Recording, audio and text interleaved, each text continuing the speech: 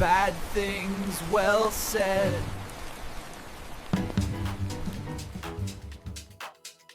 Good morning, you beautiful disasters, and welcome to what is thankfully the shortest work week of the year. Thank goodness for that.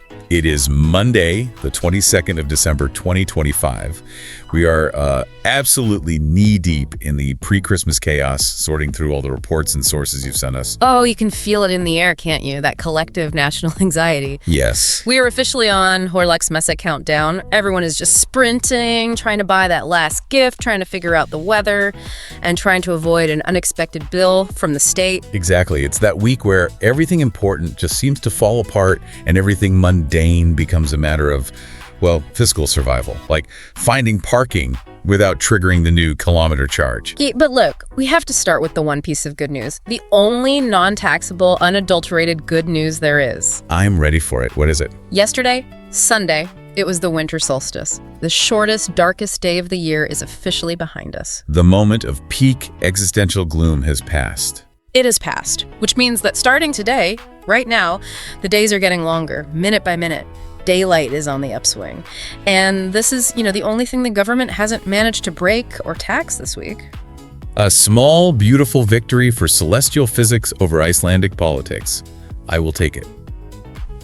Welcome, everyone, to Bad Things Well Said Icelandic Newsroom. We are here to process the latest chaos bubbling up on our beloved wind-battered rock using the facts and conclusions from all the sources that have crossed our desks. And this week, the chaos is personal. Very personal. It's coming for your wallet. It's threatening our infrastructure. And it might just ruin your relative's attempt to fly home for Christmas. We have 4 major national disasters on the menu today. First up, the Great Imposition. The state has just handed every single driver a monthly invoice for existence. The Kilometre Charge. It's not a proposal anymore. It is the law. And we really need to unpack the catastrophic details of that rollout, especially the analog incompetence that is just baked into this supposedly high-tech solution. Then, Iceland successfully exported a ton of processing jobs to Norway through what can only be called a Mackerel surrender. It feels less like diplomacy and more like just capitulation. And on a much, much more somber note, we have to revisit the 30-year trauma of Súðavík. A new report on the avalanche is out, and it confirms a chilling systemic pathology. One that connects directly to the failures we are seeing today. And finally, we're going to ask why a major national hospital, Landspítali, apparently resorted to using a garage to store a patient. A garage? Yes. So, a required warning. Don't bother subscribing to this analysis. It might just make you think critically about why you continue to live here. Okay, let's just dive right into this monumental fiscal disaster, the Great Imposition. Because the sources are clear, we are way past the point of debate. It's done. Last week, Helsinki approved the kilometer-based road charge. It passed 74-18. This is not a drill. It is effective January 1st. And that is the core, brutal fact that is going to hit the national mood with perfect, just terrible timing. In about 10 days, you'll be paying 6.95 ISK per kilometer for a standard car. And this replaces the old fuel excise duties. On paper, they sell it as a neutral swap. Yeah, but let's be absolutely clear what a seismic shift this is. You are moving from an indirect tax, something you kind of pay at the pump without thinking too much about it, to a direct, visible monthly bill. Calculated by mandatory monitoring. Mandatory state monitoring. And the political process getting to this vote was, by all accounts, just procedural chaos. We saw reports of breaks, ballooning speaker lists. It felt less like considered policy and more like they were just trying to run out the clock. Oh, absolutely. Shove it through before the holidays, before anyone can really organize against it. It was a political bludgeon, not a piece of thoughtful legislation. The irony here is just, it's so rich. The government is pitching this as this huge leap forward. Technological modernization, climate goals, the buzzwords. Right. But the implementation plan immediately smacks right into analog incompetence. One MP raised this specific operational stupidity about rental car companies. And this one detail, it just sums up the whole mess perfectly. Oh, the 8,000 phone calls? This is my favorite part. It's just gold. It's perfect, isn't it? A single major car rental company confirmed they expect to have to make 8,000 phone calls on New Year's Day. On the very first day, the law is in effect. Yes.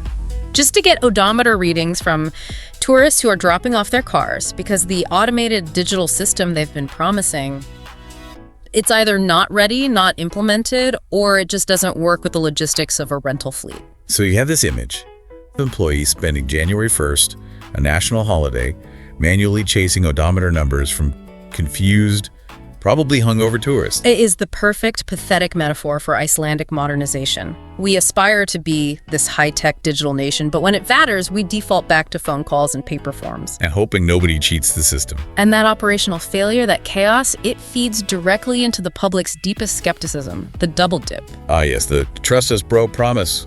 The government swears there'll be a price drop. About 90 ISK per liter for petrol, 80 for diesel. Yes, the duties are gone. Their line is, it's revenue neutral, you're just paying differently. But the sources we've seen, especially from industry leaders, they immediately just pull the rug out from under that promise. Immediately. At least one major fuel company CEO is on the record saying the price drop will be substantially less than what the government is claiming. And this is where the long, cynical memory of the Icelandic consumer just kips right in. It's not paranoia, it's experience. We have an oligopoly in our fuel market.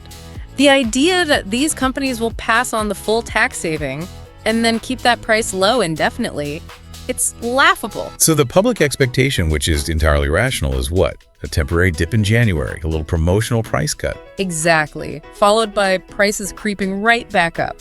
So by mid-2026, you'll be paying the old high fuel price plus the new monthly bill for the kilometre charge. That is the perception of double taxation. Yeah. And that is politically lethal. It doesn't matter what your politics are, everyone feels like they're being taken for a ride. Literally and fiscally. And this violation of principle is nowhere more obvious, more acutely felt than in Reykjanesbær. Oh, the hypocrisy there is it's breathtaking. This is the case study we're calling tax first, service never. The municipality that hosts Keflavik Airport, the gateway to the world, the nation's primary economic engine. Running 2047, it needs thousands of workers for early morning shifts, late night shifts, weekends.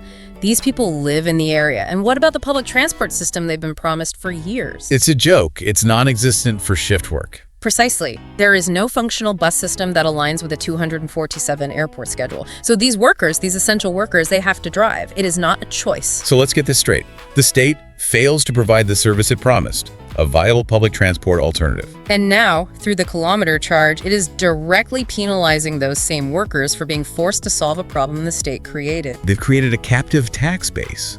It's brilliant in a cynical way. These people can't opt out of driving, so the government just farms revenue from them, all while pretending this is about encouraging greener choices. The hypocrisy is off the charts, and the political fallout is already visible. This specific image, the elites in their little electric cars in Reykjavik who will barely notice this charge, lecturing essential workers in diesel vans in Reykjanesbær, it's resonating. Analysts are already calling this the nail-in-the-coffin narrative for the coalition. And it is absolutely alienating the Independence Party's traditional base. I mean, this is the party of small government and lower taxes, right? Supposedly. And this tax is the opposite of that. It's heavy, centralized state monitoring, and it's a huge new burden on the working class, the very people they claim to represent. And the polls show this coming. We saw the sources. The Gallup and Maskína polls, even before the bill passed, they showed the protest lane was already surging. Yes, Miðflokkurinn, the center party, was already climbing into the high teens, close to 20%. That tells you the mood was already sour. People were already fed up. So the polls don't even reflect the backlash from the tax actually passing. They just show the anger that was already there. Correct. And what was the government's brilliant response to that rising tide of frustration? Did they fix the roads? Did they build the bus system? Of course not. No, they just handed that existing frustration a sharp monthly invoice, guaranteed to arrive every 30 days. They couldn't make public transport work, so they just made driving punishingly expensive. Peak Icelandic efficiency, you know? And we have to transition now, because this whole frustration over taxing people for driving on unfinished roads, it connects to a much darker, much older story. A story of systemic failure, of the state prioritizing cost over human life. You're talking about Súðavík. I am. The release of the Súðavík avalanche report is this grim, necessary moment of national reckoning. It's about the disaster in January 1995 that killed 14 people. 8 of them were children. And what the report confirms is what the survivors have been arguing for 3 decades. This wasn't just a tragic accident, it was negligence. Institutional negligence at the highest levels. The report details 2 key failures. First, the snow monitoring in 1995 was inadequate, not robust enough. But the more damning part, is that the report explicitly states there was, quote, little interest within the central government for funding and building physical avalanche defenses, the Varnargarar, before the tragedy. Little interest. In bureaucratic language, that is an absolutely chilling phrase. It's a euphemism. It means they ran the numbers, they weighed the cost of building a wall against the probability of mass death, and they chose to save the money. It's a diagnosis of an institutional pathology, and the political legacy is huge. You have the current Minister of the Environment welcoming the report, saying, we must not shy away from a reckoning. Which is easy to say 30 years later. But this isn't just history, this is a pattern. And it connects immediately to current events. The report came out, and right away there were demands for a parallel investigation into the Flotiri avalanche. Which happened just later that same year, October 95. 20 people died there. And logically, the survivors are asking, why not us? Why hasn't our tragedy received the same state-sanctioned scrutiny? It forces you to ask that terrifying question.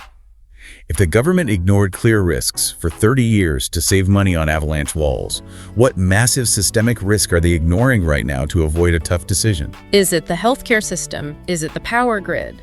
The context is different, but the administrative mindset feels chillingly familiar. And we see that same neglect in all the infrastructure fragility reports. This new kilometer tax, it's supposed to be funding the National Transport Plan, right? The Sangongguidlin. That's the justification. But we start paying this premium tax on January 1st, while major high-priority projects are just not finished. We're talking about huge sections of Reykjanesbær, parts of the ring road, projects that were promised years ago. So you're paying a 6.95 ISK per kilometer, with the state's side of the deal being, yeah, we'll finish the road later, maybe. We even saw that protest in Múlaþing. Residents dressing in all black. Literally mourning the absence of promised infrastructure. It's like a civil funeral for bureaucratic promises. And if the roads are shaky, the power grid is just plain collapsing. Look at the Westfjords this week. A completely predictable failure. Mjólkárlína 1, a critical transmission line, failed during a pretty standard winter storm. Why? Broken poles, crossarms failing from ice and wind. The grid cannot withstand a normal Icelandic winter. So the entire region gets forced onto backup diesel generators, the Verifall, just to keep the lights on. And this right here is the blinding irony we have to highlight. Lay it out for us. In Reykjavik, the government is taxing clean energy cars by the kilometer, talking about carbon neutrality. At the exact same time, the Westfjords are burning tons of high-polluting diesel fuel just to keep the lights on because the green national grid failed them. It's a two-tier Iceland. It's a structural, fundamental two-tier Iceland. The hyper-connected digital south and the abandoned, unreliable, fossil fuel-dependent regions. All right, let's move to international matters, which this week feel less like diplomacy and more like a quiet, total capitulation. We have to talk about the Mackerel surrender. Oh, this new coastal state deal with Norway, the UK, and the Faroes. It's not just a disappointment. The sources are clear. It is a shocking diplomatic defeat for Iceland. The cost is staggering. Just look at the numbers. Iceland accepted a reduction in our share of the total catch from 16.5% down to 10.5%. That is a massive transfer of national wealth, just gone. The Federation of Icelandic Fishing Vessel Owners, the SFS, they didn't mince words. They called it a disproportionate concession. Basically, capitulation to Norwegian pressure. It seems like we were backed into a corner. We had to take a ruinous deal just to have any deal at all. But the really critical part, the bit that guarantees lost jobs here at home, it isn't just the quota size. It's about where the value is created. Exactly. The deal forces Icelandic vessels to fish a huge chunk of their quota inside Norwegian jurisdiction. And this is the killer. They have to land the catch there. Landing the catch in Norway means the processing, the freezing, the packaging.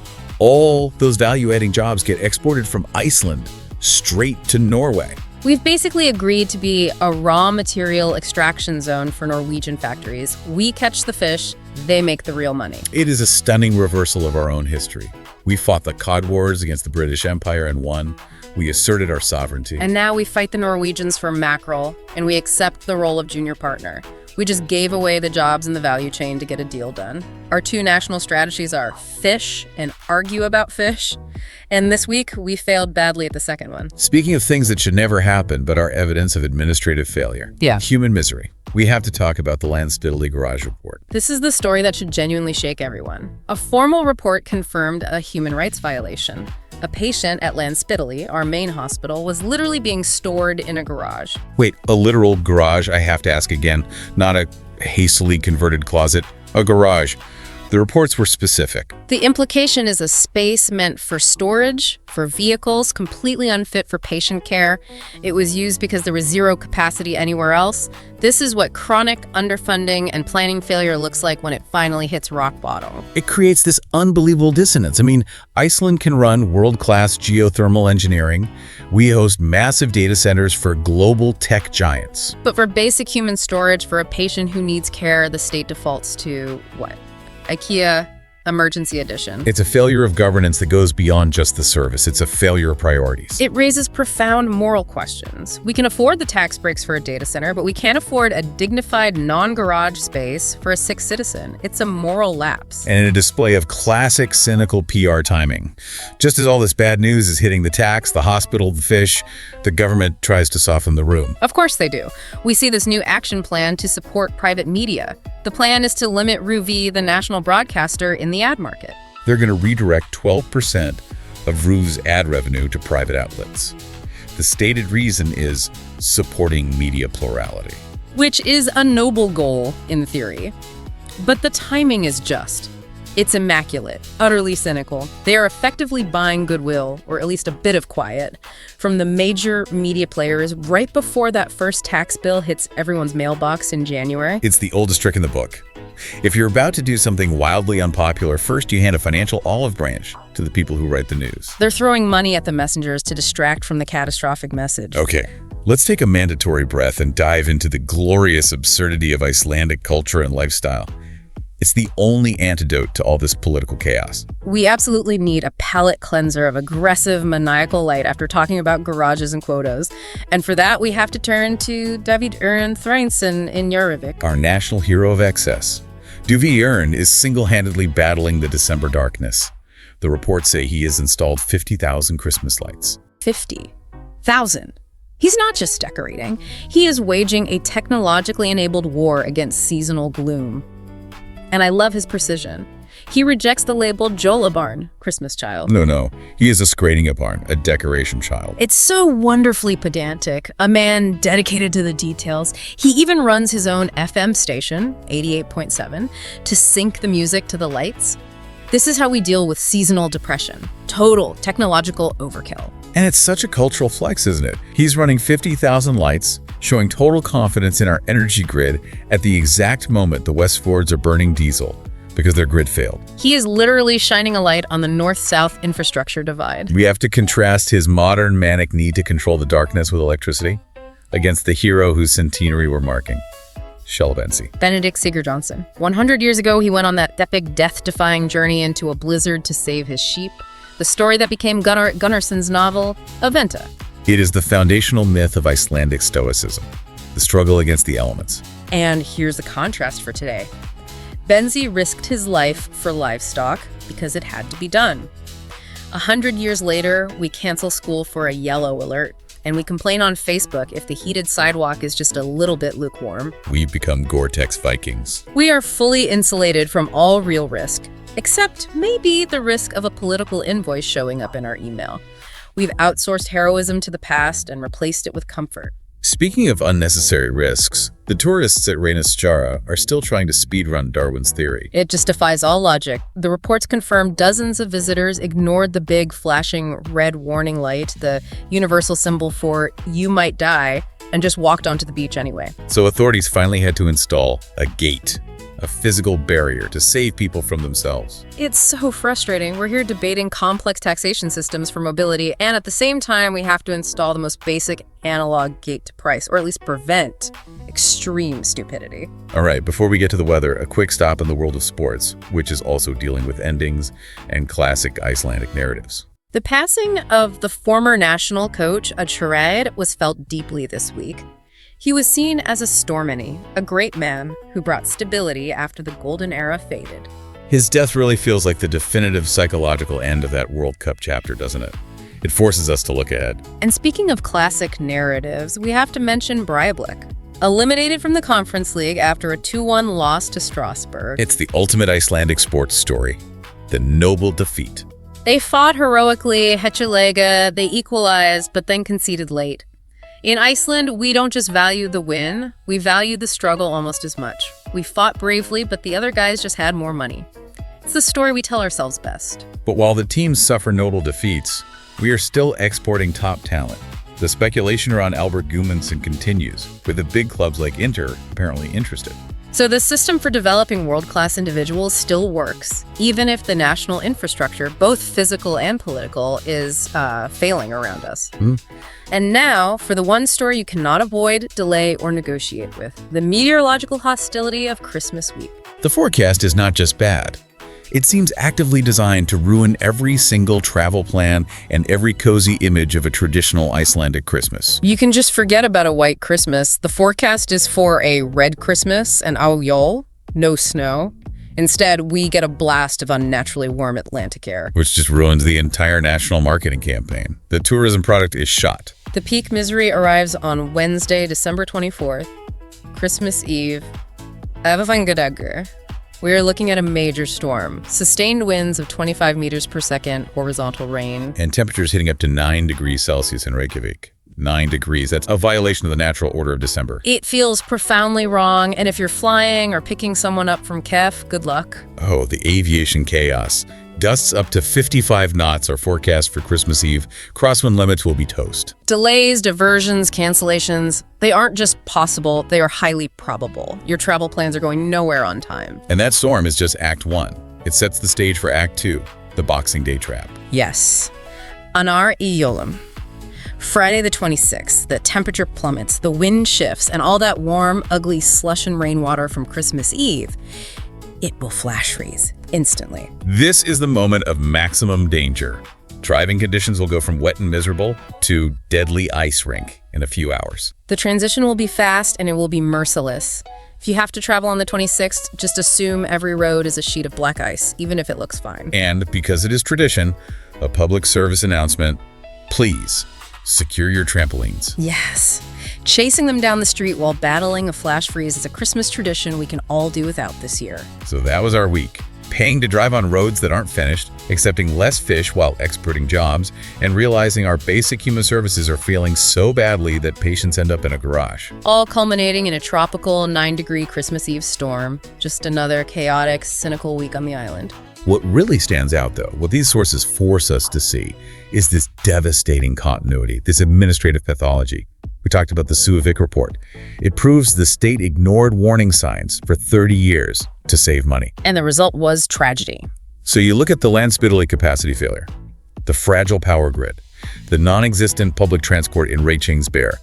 What is the common thread here in 2025? It's the same lesson. The government is ignoring massive, clear, existing systemic risks right now to avoid a tough decision or an unpopular expense. The reports are 30 years apart, but the tragic principle is exactly the same. Prioritizing short-term financial comfort over long-term human stability. That's the provocative thought we'll leave you with this Christmas week. A wonderful, slightly terrifying thought to mull over during your 9-degree Christmas dinner. And on that wonderfully cynical note, here are our bad things. Well said Christmas wishes for you. May your odometer readings be mysteriously low.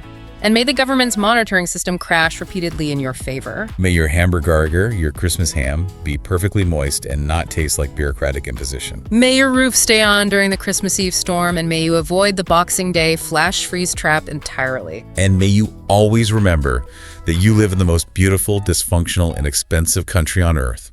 And may you at least get roads that feel like they were built by a country that charges a premium to use them. Clearly, gal, you stubborn maniacs. We'll see you next week for more absurdity. The voices in this podcast were generated by AI. However, all information, facts, claims, concepts, and the script itself were prepared, editorially reviewed, and are the original work of a human author.